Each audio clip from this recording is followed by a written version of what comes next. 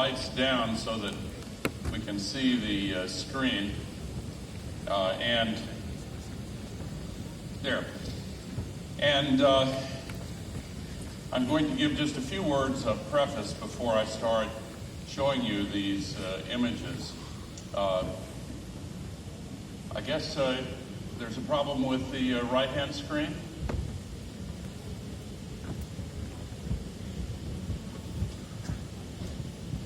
Well, I will go ahead with my prefatory remarks, and hopefully they can fix that. I'm going to address three aspects of the climate crisis, and the first one is to give you an updated presentation that the scientific community has shared with everyone, and I have spent some time with them to try to get it into language that I can understand and feel free to communicate. And some of this evidence that illustrates how serious the crisis is, thank you very much, is emotionally difficult to absorb. It is a crisis. It is a global planetary emergency. It is for real. And seeing and learning about the harshness of these impacts is, in my view, necessary in order to summon the will to act around the world, which has been so slow in coming, but which is hopefully and thankfully building in many parts of the world. Then the second set of images I'm going to show you are designed to illustrate how we do in fact have the solutions at hand, and they are surprisingly affordable. They're coming down in cost. They're extremely effective. So if you are tempted to get a little bit depressed during the first part of this presentation, hold on, because there is a lot of optimism in the rest of the presentation. And then the final part of this will be a discussion of what we're doing here and how we can summon the political will worldwide to really implement the solutions that are available. So I always begin these discussions with a reminder of what is at stake. This is the famous Earthrise picture from December of 1968, and this is the famous blue marble image taken during the last of the Apollo moon missions in 1972. It is still the last picture taken by a human being from far enough in space to see our planet whole. But I want to spend a little more time on this image. Some of you are familiar with images like this one, but it's actually really quite significant because it tells us something about the true nature of the sky that we sometimes miss when we settle into our visceral impression. Looking up at the sky, it seems like a vast and limitless expanse. But it is, in fact, a very thin shell surrounding our planet, as this image from the space shuttle shows. In fact, if you could drive an automobile at Autobahn speeds straight up in the air, you would get to the top of the sky in 5 to 10 minutes. And I'm defining top of the sky as the altitude where you couldn't breathe anymore. And more significantly for our purposes here, I'm defining top of the sky as the altitude where the greenhouse gases congregate. More than 85% of them are only about 10 miles up, contained within this very thin shell of atmosphere. So the reason it's so significant that the atmosphere is this thin is that the power of our global civilization, relying as it does for fossil fuels for 80% of all the energy we burn, we now have the ability to radically alter the chemical composition of this very thin shell of atmosphere. And perhaps all of you know this very well, but it's worth re-emphasizing because when we are inspired by these young people from not only Greta, but young people from nations all over the world, and she gives the spotlight to them, God bless her. When we are inspired by them, we have to remember that we are leaving them trapped within this narrow shell. These greenhouse gases linger there, CO2 on average for 100 years, some of the other gases for thousands of years. We are trapped inside this narrow, thin shell. And we are spewing every single day into this thin shell of atmosphere 152 million tons of man-made global warming pollution. We're using the atmosphere as an open sewer. And if you happen to be the CEO of a large fossil fuel company, the world is saying to you, you have a problem with your gaseous waste? Just dump it into the sky. We don't care. That is the official world position now, and we are here as part of a long process to change that so that we are not trapped with this heat-trapping pollution. Where does it come from? Well, I mentioned the fossil fuel companies, but it also comes from other sources, agriculture, particularly animal agriculture, the burning of forests and the burning of crops, mining operations, use of fossil fuels in transportation, and at the top of that image, the representation of the permafrost reminds us that the scientists who study the frozen ground, which makes up 1/3 of the land area of the northern hemisphere, inside that frozen ground is a lot of frozen plant matter. And the scientists have been saying for a long time, don't get overly concerned yet about the release of gases from this thawing permafrost because we don't know yet. But in the last 2 years, they have changed their tone. And they've said, time is running out. Because the early indications are that this too may be one of those thresholds that we must not cross, lest it produce a runaway greenhouse effect. Just last month, the scientists told us that one of the greenhouse gases, nitrous oxides, are being emitted from the permafrost 12 times faster than they had expected. Not as serious as CO2 or methane, but that in and of itself represents 3 or 4 days worth of our global warming pollution. And if the same surprisingly high rate of emissions extends to CO2 and methane from the permafrost, this will be a very serious matter. But we are concentrating mainly on the principal source of global warming pollution, which is the CO2 from the burning of fossil fuels. And as you can see from this image, the concentrations began to rise dramatically after World War II.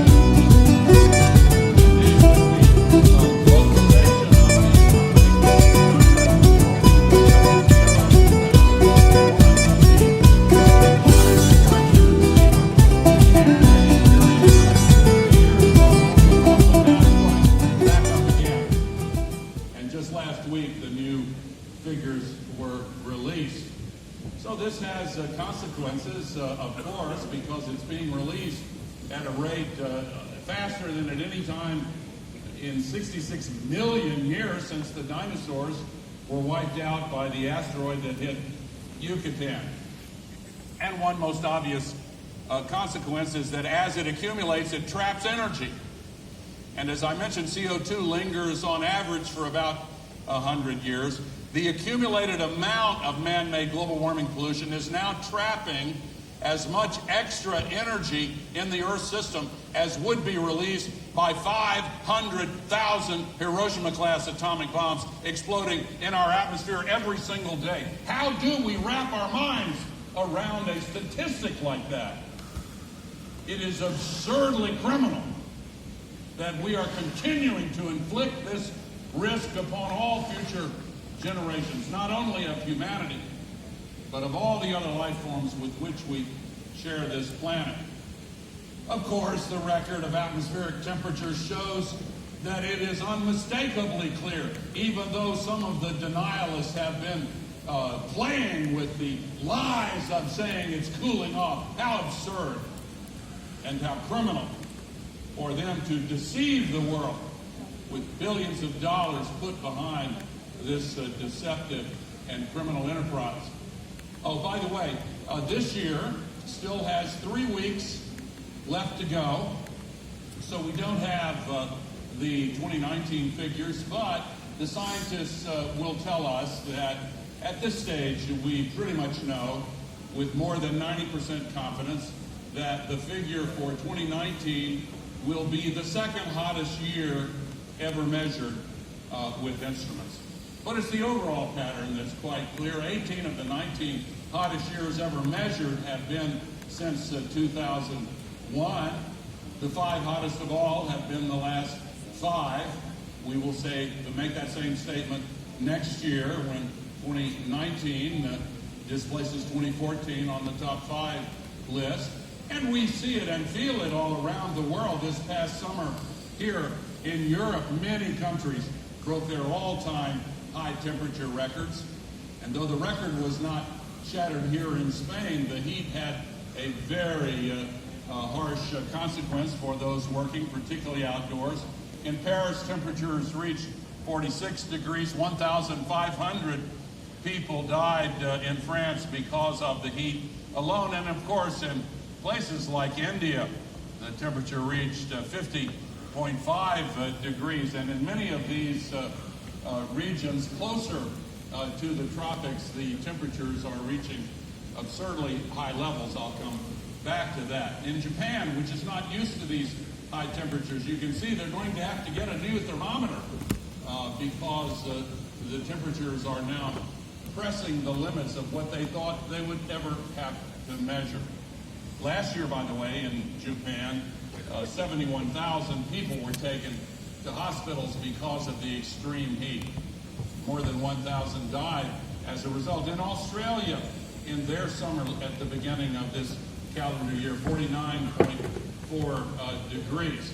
So far this year, 361 cities and towns across the world have broken their all-time high temperature records. And I want to single out 2 records just to describe the unusual nature of them. This one actually was in the middle of 2018. This is the highest low temperature ever recorded. 42.6 degrees was the coolest it got. And for more than 48 hours, the temperature never fell below 41.6 degrees. A second unusual record on the shores of the Arctic Ocean in northern Siberia, 33.9 degrees, 22 degrees warmer than normal. And so this is one of the reasons why the North Pole has been melting in the middle of winter. Let's look at the Arctic Ocean. It no longer looks like this, of course, because the floating ice pack to the right of Greenland there is now, a lot of it is already gone, and all of it will be gone in summer before too many years. But here is an interesting and important fact about why the North Pole has been melting in winter.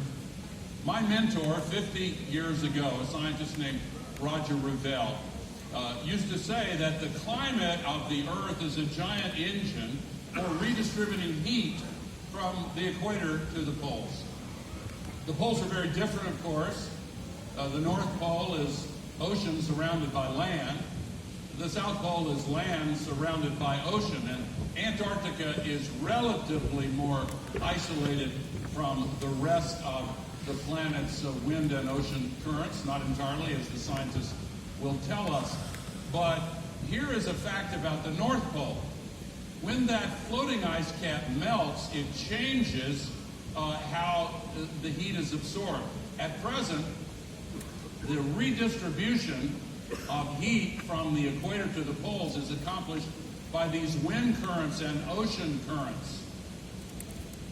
And at the North Pole, when the ice melts, the reflectivity of the ice and snow disappears, And instead of 90% of the sun's energy bouncing off the white surface, 90% is absorbed by the dark ocean. That is why a 1 degree increase at the equator is 3 times that much at the North Pole. And that throws all of these wind and ocean currents into a state of flux. They are changing. The Gulf Stream is slowing down, has been slowing down. And the jet stream, there are actually several jet streams, but the one that many of us who live in the northern hemisphere focus on is the jet stream that flows across North America and Eurasia. The others are similarly affected, but I'm going to spend a moment talking about that. So, looking down on the North Pole, the polar vortex split in half last year, driving the cold air farther south. Here is a weather map, again looking down on the North Pole.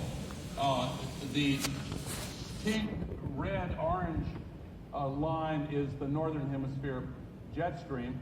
So when the polar vortex split, this is what that looked like, with warm air coming right across the North Pole and cold air pushed out. The day this image was made by the meteorologist, it snowed in Rome. And then this past year, it split in 3 parts, the polar vortex did. And for example, you can see farther south was colder than the North Pole. Chicago looked like this the day that image was made. But back in the Arctic itself, the ice is disappearing very quickly, especially in summer. 3 years in a row, the North Pole has melted in the middle of the cold, dark, polar winter night. This past June in Greenland, these sled dogs, normally pulling the sled across the snow or splashing through the water, 60% of the surface of the ice in Greenland started melting last August. Several days, more than 10 billion tons of ice were lost in a single day. To put that in context, that's enough water to cover the state of Florida in 5 inches of water. 12.5 billion in a single day. And rivers that were never rivers before showed up. Glaciers are now under tremendous pressure. This image was taken by the engineer on a helicopter I used on my last trip to Greenland. This is not a stop time. This is not a speeded up image. This is real time. And that turns into water flowing toward the sea. This was not a river in the past, but it's coming off the top of Greenland. Where is all this water going? Well, it's the principal reason why this octopus showed up in a parking garage in Miami, Florida. It is the principal reason why Venice has been flooding more dramatically. I used to never show these images of high water in Venice because Venice is also sinking and it's a complicated process, but it's now become absurd. And the reason why the news caught up with Venice flooding this year is because the parliament of the region in Venice was debating whether or not to do something about the climate crisis. And 2 minutes after they voted no, we will do nothing, the chamber in which they were meeting flooded.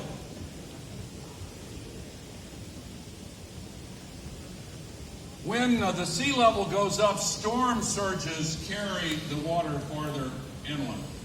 And underneath the surface, freshwater aquifers become salty from the saline water. And there are many examples. But let's look at the ocean as a whole. This is our planet viewed from the perspective of the Pacific Ocean. 71% of the Earth is covered by the ocean, of course. But here is a statistic many do not give sufficient attention to. Of all that extra energy that's trapped by global warming pollution, 93% of it goes into the ocean. And with apologies to Las Vegas, what happens in the ocean does not stay in the ocean. It comes back and affects us on land. But let's look at the heat buildup in the ocean. The new scientific instruments can measure it much more precisely, and this is updated to this month.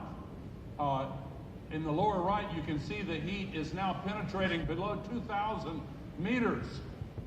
And astonishingly, half of all of this increased heat in the ocean has come in the last 20 years.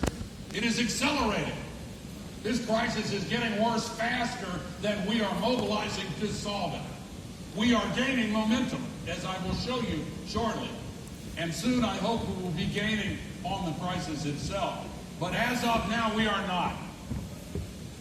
And this buildup of heat in the ocean has many consequences. For one thing, it makes the storms that come from the ocean toward the land much stronger. 2 years ago in my country, in Houston, Texas, Hurricane Harvey crossed waters of the Gulf of Mexico that were 4 degrees warmer than normal. And it became a monstrous storm and devastated the city of Houston. One community got more than 1.5 meters of rain. The full flow of Niagara Falls for a year and a half fell in rain in the space of less than 5 days. There were heroic rescues. But let's bring the jet stream back into this discussion, because it had an impact on this hurricane. We're looking down on the North Pole again, tilting the Earth upward. You see the red, pinkish jet stream line. What's happening now is it frequently becomes disorganized and incoherent, discontinuous, loopier. There was a major study published just yesterday in the journal Nature Science about this. Here's the reason why that's significant. The jet stream normally moves weather systems off to the east and the northeast, and in other latitudes they have a similar effect. But when the jet stream gets so loopy and discontinuous, then storms stay in place. That's what happened to Hurricane Harvey. It stayed in the same location for 5 days. That's also what happened with Hurricane Dorian in September of this year. Imagine wind speeds of 295 kilometers per hour for more than 40 hours. This storm did not move more than 1 kilometer per hour in its location because, again, the jet stream no longer was providing that function. And, of course, the devastation in that area of the Bahamas was quite extraordinary. And another 1.5 meters of rain fell.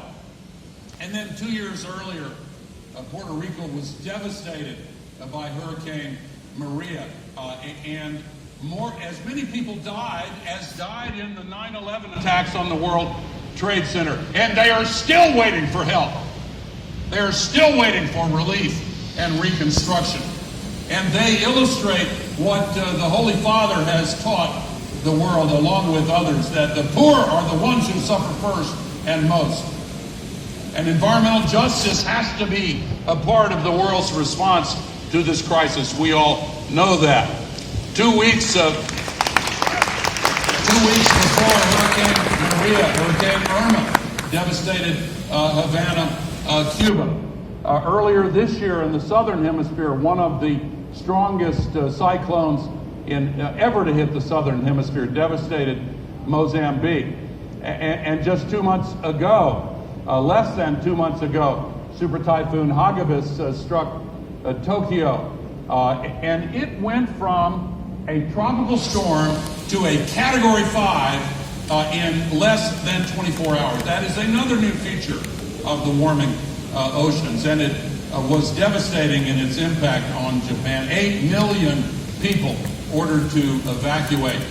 My climate reality team and I were there to do a training in Tokyo just a few days before this. Our team took the bullet trains. They were devastated by this storm, part of the $10 billion in damages. And just less than 1 week ago, the Philippines were hit again, this time by Typhoon Kamari, displacing 500,000 people, killing 17. So The second consequence of the oceans warming up as rapidly as they are is the disruption of the water cycle. As we all know, the evaporation off the ocean comes over the land and falls as precipitation, and then the water rushes back to the sea. We're putting that on steroids because the first stage in that process has now been disrupted. The warmer oceans have now made average humidity 5% more than it was just 30 years ago. And that may sound like a small number, but it is most definitely not. We are saturating the atmosphere with water vapor, and it's leading to the emergence of much more frequent and stronger atmospheric rivers. Here is one. This is in the lower left, Hawaii. This is in the upper right, Silicon Valley, Northern California, an atmospheric river. The average atmospheric river has 30 times as much water as the Mississippi River. The day this satellite image was made, here is what was happening in Silicon Valley. When these atmospheric rivers encounter conditions that trigger a downpour, the downpours get much bigger. We get rain bombs, as some of the scientists have named them. These rain bombs drop an enormous amount of precipitation in a very short period of time. And of course, it causes these huge flood events. This is the world statistical record on these, what they call precipitation anomalies. These rain bombs are 4 times more frequent today than they were in 1980. And the consequences are quite severe. In Mogadishu 6 weeks ago, 500,000 people displaced by one of these rain bombs. And the president of Somalia said this is beyond our capacity to deal with. Similarly, in South Sudan, last month, 420,000 people displaced in southern Sudan. This is a catastrophe. This was here in Spain just in September, in October, and again in another location in September. This was a few days ago in southeastern France. For 2 weeks in a row they've experienced this. And then in October in another part of France. In China in July. In Mumbai in July. In Japan, where 1 million people were advised to evacuate for this downpour. In Russia in July, 33,000 evacuated. In my country, I could show you a lot of images. I only want to focus on one of the many events that we have had this year, and that is in our farming region. This is Iowa a year earlier, and this year, 7.7 million hectares of the best farmland in the world could not be planted this year because the downpours continued, the flooding continued. The U.S. taxpayers sent checks to these farmers, and they will be able to survive. But if this pattern continues, it illustrates the warnings from the Food and Agriculture Organization in Rome that we could be running the risk of a multi-breadbasket failure in our food production system in the world. Now, in my country, in the last 9 years, we have had 18 once-in-a-thousand-year events. And for those of you who are specialists in statistics, you can explain to us why it is not normal to have 2 once-in-a-thousand-year events every single year. But that is the world that we are creating. Here is one of those events. When the water's coming out of the house instead of into the house, that's not a good sign. I could show you pictures of all 18 of these, but I will not. I'm going to move on. The first of these events this year was a $1 billion flood in Argentina. Earlier this year in Iran, this was a devastating flood that hit much of Iran. I could show you many videos like this one. I will show you only this one that's an illustration. This is from these events in March in Iran.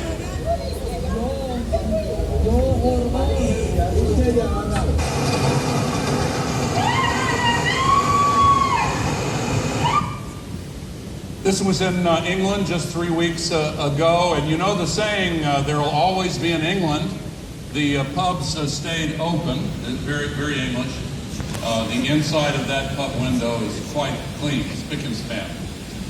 So the reinsurance companies measure the economic consequences of these climate-related extreme weather events, and as you can see, they have been going up consistently, steadily, and dramatically in every climate-related category. In the last 2 years, the insured losses from climate-related events have been $653 billion. Now, I want to pause to tell you that this statistic may go up very slightly because of a pending lawsuit.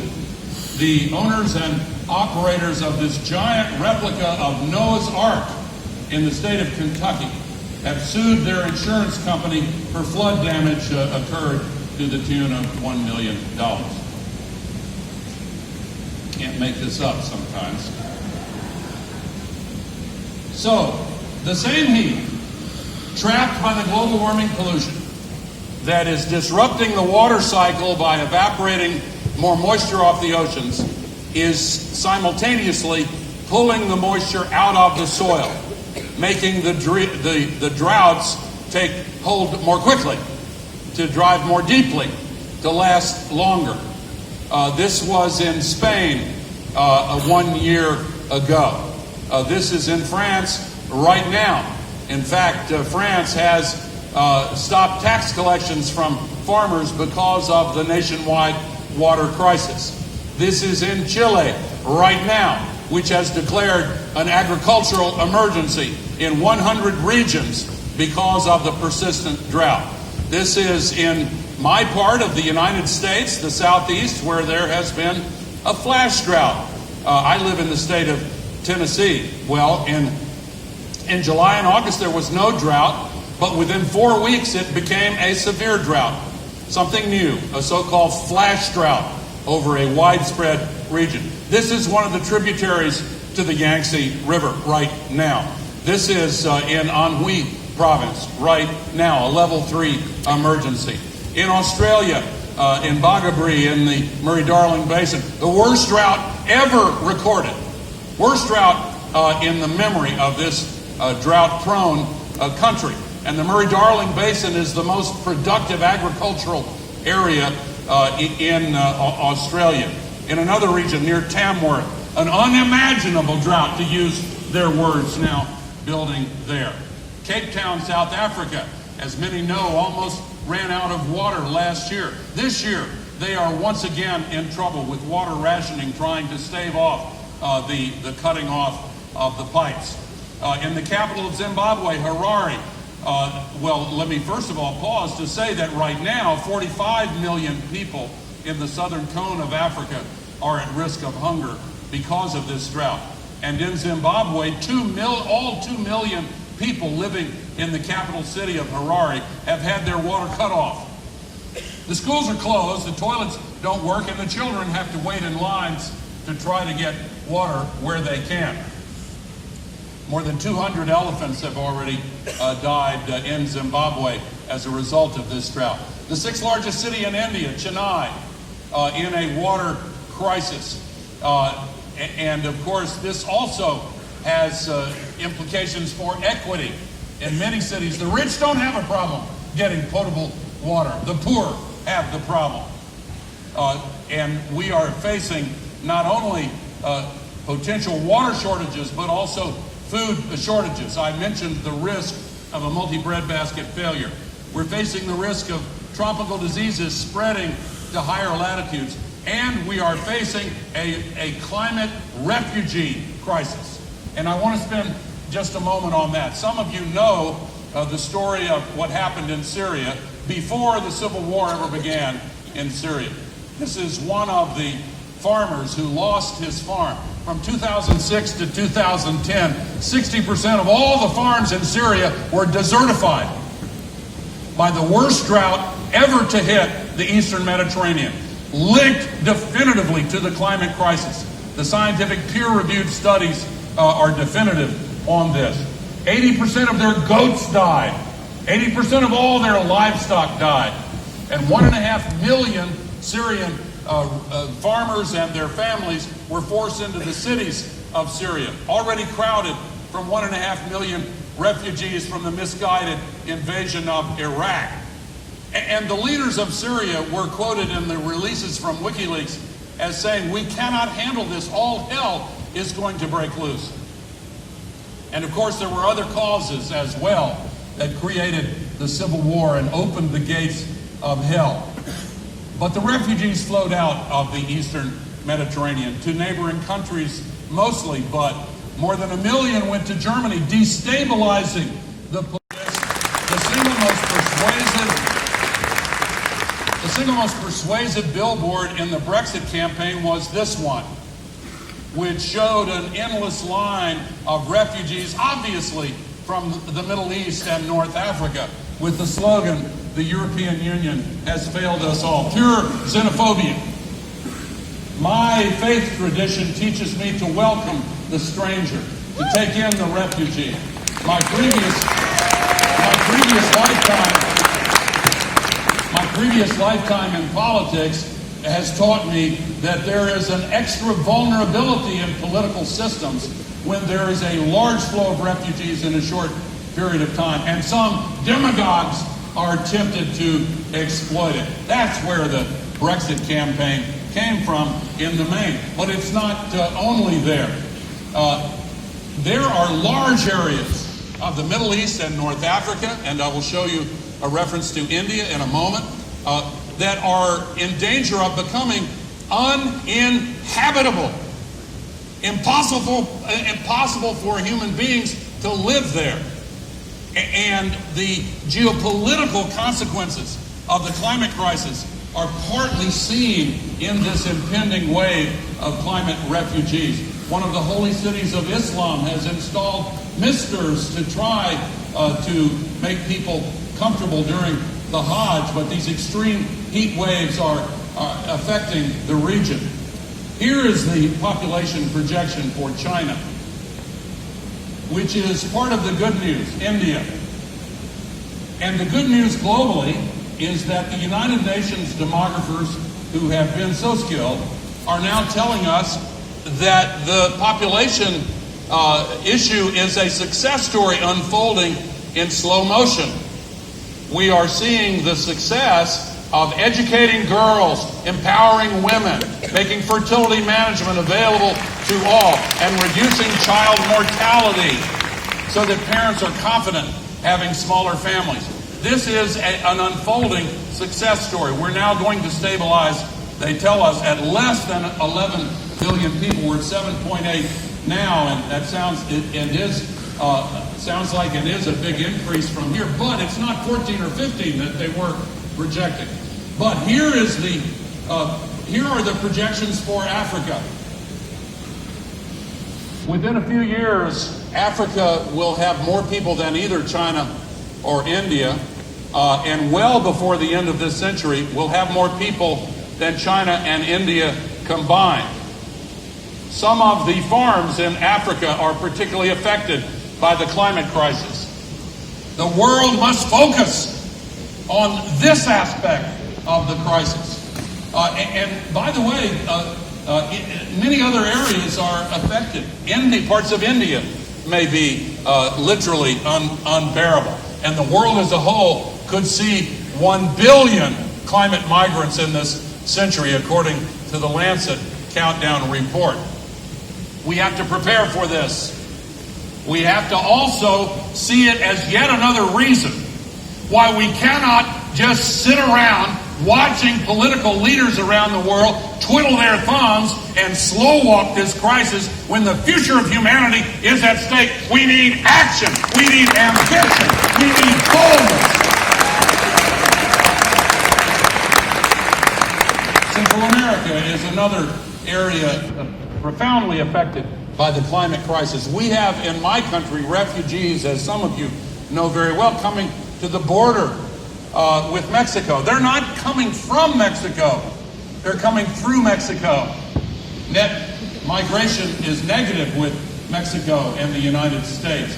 but in a region known as the dry corridor of Central America, a region that contains Nicaragua, El Salvador, Costa Rica, Honduras.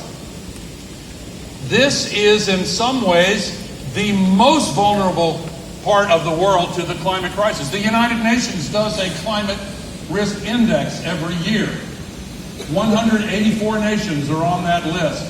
In one of the most recent reports, Honduras was ranked number one of all 184 countries as in its vulnerability to climate risk. Nicaragua, number 4 out of 184. Here is part of the dry corridor in June and the same area in August. Some of these areas have not had a harvest for 2 years. They're coming to save their lives. They're not rapists, they're not terrorists, they're hungry. They're trying to feed their children.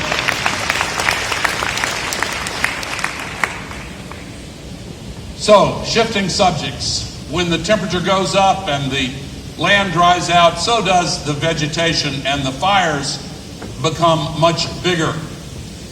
In fact, here in Spain, this has been a particularly bad year for fire. In the Canary Islands, in August, part of Spain. In Greece, the new prime minister said climate change is taking its toll on southern Europe. Let's look at the average for fires in the European Union for the previous 10 years, 2008 to 2018.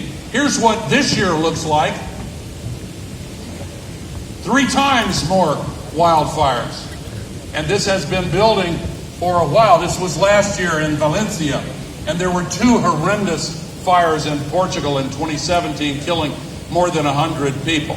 Last year in Greece, 100 people killed near Athens. In Saint-Tropez on the French Riviera. In Sweden, earlier this year, the fire season started early. And last year, Sweden had 8 fires above the Arctic Circle. And by the way, part of Greenland caught on fire, the part without the snow and ice. In England and in my country, the tick fire just 6 weeks ago was a truly devastating fire. The Ronald Reagan Presidential Library suffered $500,000 in damage. In Northern California, the Kincaid fire. I'm only showing you a few of these. The Saddle Bridge fire last year, the Paradise fire, 44,000 homes burned. The Mendocino Complex fire with a fire tornado. The 3 largest fires in recorded human history, or the most expensive, were all in the last 2 years in California. But it doesn't have to ruin your golf game. We cannot let this become the new normal. And speaking of golf, the Australian Open has been disrupted by the fire and smoke this year. Sydney is bathed in smoke and the fires are still raging.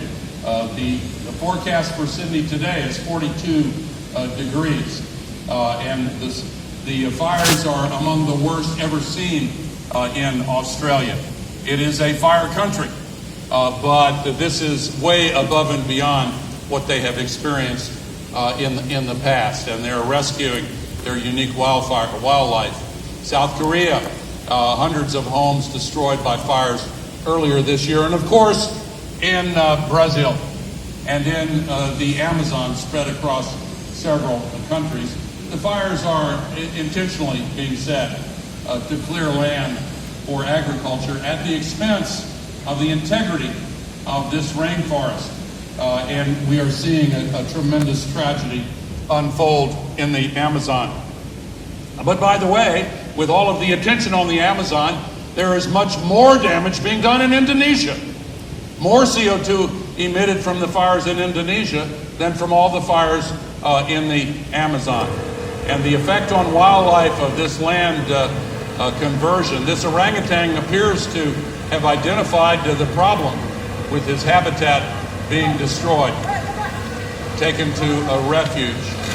But the biologists will tell us that the most serious part of the climate crisis is that we are witnessing the great dying, the 6th great extinction, running the risk of more than half of all the living species on this earth disappearing in this century. On land and in the seas, land-based animal and plant species moving toward the poles at a rate of 4.5 meters per day. Right now, on our watch. Again, my faith tradition teaches that we as human beings have a responsibility to the other life forms with which we share this planet. We have seen half of the marine vertebrates declining because oxygen is falling 2 to 3 times faster in the ocean than was predicted. We cannot continue to visit such devastation on our planet. The cost of this crisis is mounting up. I haven't even talked about infrastructure damage and some of the other aspects here. It is ridiculous and absurd for us to tolerate this devastation going on right now while our eyes are wide open, while our minds are clear, while we are watching it on the television news all across this world. I'll mention one other aspect. For 4 years in a row, the World Economic Forum in Davos has labeled the climate crisis the #1 threat to the global economy. And for those who say, oh, well, we have to destroy the ecology of the earth because it makes good business sense. Nonsense. It is ridiculous. As the governor of the Bank of England says, the vast majority of the carbon reserves that are considered so valuable cannot be burned. Not just because of a treaty or a law, but because of what I'm about to tell you now, the alternatives that are emerging and the loss of their license to operate. You may remember the subprime mortgages a few years ago. If not, you remember the Great Recession. The subprime mortgages caused the Great Recession. Millions of them mortgages given to people who couldn't pay the payments on the mortgages because the banks used a sleight of hand and made profits while building up risk. Well, we now have a subprime carbon bubble. This is all of the carbon-based fuel burned in the last 150 years. This is the amount burned in the last 20 years. These are the proven reserves that have already been discovered. They've already been logged in, calculated market to market on the books, the financial books of the multinational corporations and the sovereigns that own some of this oil. This is the amount of those reserves that could conceivably be burned and still give us a chance to keep the temperature increases below 2 degrees. We need to keep the increases below 1.5 degrees. We all know that, and we resist those who say, oh, it's no longer possible. But in any case, what about those that cannot be burned? $22 trillion of economic value that is, in a very real sense, illusory, like the subprime mortgages. When will the captains of industry and finance realize that they have $22 trillion of worthless assets that are now valued at a completely fictional price? They're hoping that there will be a long delay before everyone realizes it. What happened with the subprime mortgages is that a very intelligent man in Silicon Valley who was on the spectrum, as he himself will say, took the time to go through all of the numbers and realized that those subprime mortgages were worthless. And he started executing financial trades to make money off of his insight. And when others figured it out, then all of a sudden the market collapsed. Credit crisis, Great Recession. Well, right now, there are oil and gas companies and coal companies that are beginning to realize this, and a lot of investors are as well. These are, over the last 3 years, from January of 2017 to December of this year, these are the financial returns in the energy sector of the economy. Fantastic returns for clean energy companies. What about the fossil companies? Not so good. More than a 10% decline. Reality is beginning to set in. In fact, BP just acknowledged that some of its reserves will never see the light of day. That's the beginning. That's the beginning of the reckoning. Here in Spain, a mid-market major, Repsol, just announced last week it's writing down the value of its reserves by more than $5 billion because it sees what is just ahead. The largest sovereign wealth fund in the world in Norway, whose revenues were 100% from oil and gas, has now started divesting from oil and gas. What do they know that others do not? Well, where coal is concerned, these are all the coal plants in my country that were proposed over the last 10 years and defeated because of public opposition and new market realities. These are all the ones that were retired. These are all the ones where the retirement has been announced. All of these coal plants canceled. This is a big change. And over the next 2 years, my country is expected to retire an additional 19 gigawatts of coal-fired plants, take them out, and during the same 2-year period, we plan to add 10 times that much in solar and wind, an additional almost 200 gigawatts. Coal consumption has started its terminal decline. So we are at a turning point. Do we have to change? Of course we do. Do we have the requisite sense of urgency yet in our world? No, not even close. And some of you are here in order to build that urgency. Many of you are here working very hard to translate your own feeling of urgency into a document that helps the world come together to move more quickly. Some societies in the past did not adapt to environmental threats and they disappeared. But we have the solutions available to us. We are very fortunate, and this is exceptionally good news. And part of what we have to do, we have to stop doing stupid things. Here's one example. Here are the subsidies worldwide for renewables. Here are the subsidies that taxpayers are forced to pay for continuing to burn fossil fuels, 36 times greater. This is insane. We really have to stop subsidizing the destruction of humanity's future. Here is the progress that we have made that's been so surprising to many. 19 years ago, the best projections were that we would be able to install 30 gigawatts of wind energy by the year 2010. Actually, we have beaten that projection by 20 times over. The exponential curve showing the installation of wind capacity is really quite extraordinary. Yesterday, the continent of Europe got 30% of all of its electricity from wind. Yesterday. Spain here got 25% of all, because the cost is coming down so rapidly, and this cost decline is continuing. Spain has had an interesting history where wind and solar is concerned, and the world owes gratitude to Spain for helping to kickstart the renewables surge. Then they overcorrected, and that's a story we don't have time to go into. But the net result is Spain has the second highest wind energy capacity in Europe, and it is really quite a success story. Much more electricity comes here in Spain from wind than from coal.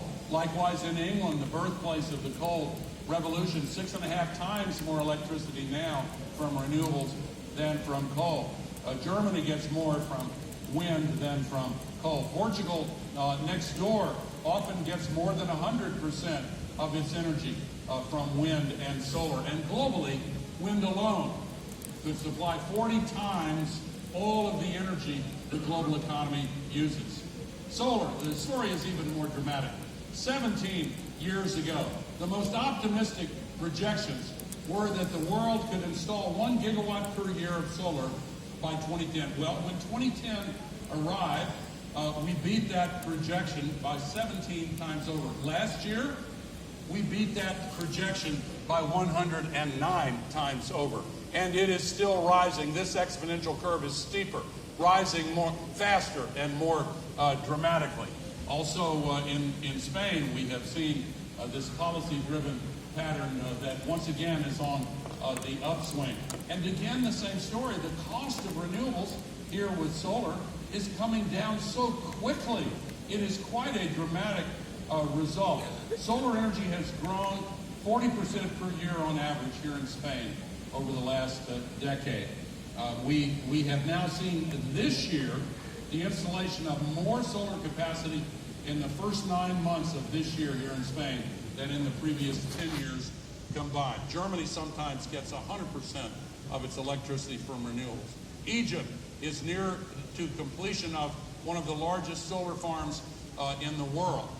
We are seeing all over the world the arrival of grid parity. Grid parity is already present in many regions, but it's spreading worldwide. What is grid parity? Grid parity is the line below which unsubsidized electricity from solar is cheaper than electricity from burning coal or gas or oil. So when you cross that line, it's not a minor matter. It's like the difference between 0 degrees and 1 degree. That's a difference of more than 1 degree. It's a difference between ice and water. And in markets, the difference between a new technology being more expensive than the incumbent or cheaper than the incumbent is not a trivial difference. In capital markets, it's the difference between capital that's frozen in place, locked up, and liquid flows of new investments seeking the new opportunities. That's what's happening. Since 2009, global investments in renewables have outstripped global investments in fossil fuels.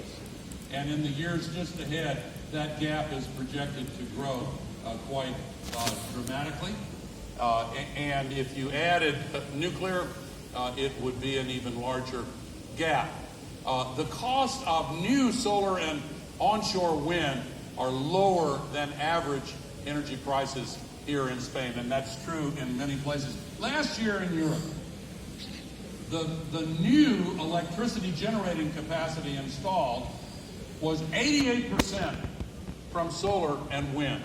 This is a huge success story in the making. In my country, we're still burning a lot of natural gas, but 49% of the new capacity is solar and wind. And coal, you can see, is almost out of the picture entirely, 0.04%. By the way, the famous Coal Museum in Kentucky just installed solar panels on its roof in order to save money on its operating budget. In China last year, the new electricity generating capacity, 53% from solar and wind.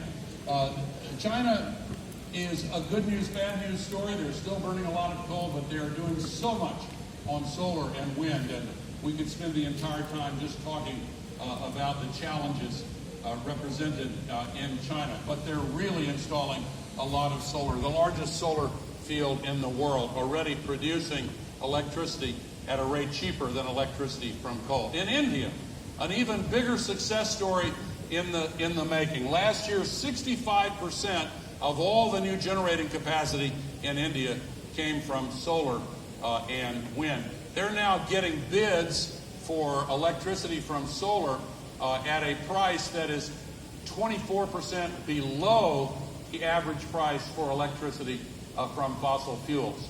Here's what's under construction and approved for construction in India right now. Quite a dramatic success story. 450 gigawatts of renewable electricity. Is there any precedent for such a rapid technology switchover? Some of you know this story. You could think about flat screen TVs or computer chips, of course. But if you think about mobile phones, back 40 years ago when the first big clunky mobile phones appeared, I was an early adopter. I was so happy to get one and show my friends. I thought it was the coolest looking thing in the world. Around that time, the biggest telephone company in the U.S., AT&T, asked McKinsey to estimate, to do a study, how many of these could they sell by the year 2000. McKinsey said, good news, 900,000. And when the year 2000 arrived, they did sell 900,000 in the first 3 days of the year. And for the year as a whole, 120 times that many. Now there are many more cell phone connections than people in the world. But why was McKinsey so not only wrong, but way wrong? And I've asked that question myself. Why? And the answer is in three parts. The cost came down much more quickly than expected. The quality improved. And most of the people in the world lived in regions that had no landline telephone grid. So they could leapfrog from what they did not have to the new technology. The sales of mobile phones in the rich countries increased impressively. But look in the developing countries, that's where the market just really exploded. So what about the landline electricity grids in the developing world? In many cases, they're not very good. And in India, 300 million people have no electricity at all. So we're getting this now. Solar panels on the roofs of grass huts and new business models like pay-as-you-go solar. We are seeing in the world as a whole, every hour we get more energy from the sun than the entire global economy uses in a full year. We have these solutions available. They are cheaper than fossil fuels. They make sense. They make the air and water cleaner. They make our future healthier and brighter. But of course, the oil and coal and gas companies have a lot of political power, which they are using in order to place roadblocks in the pathway of those here who are trying to save humanity's future. So once again, we need ambition. We need courage to move. It also creates more jobs. 11 million jobs in renewable energy already. Here in Spain, almost 100,000.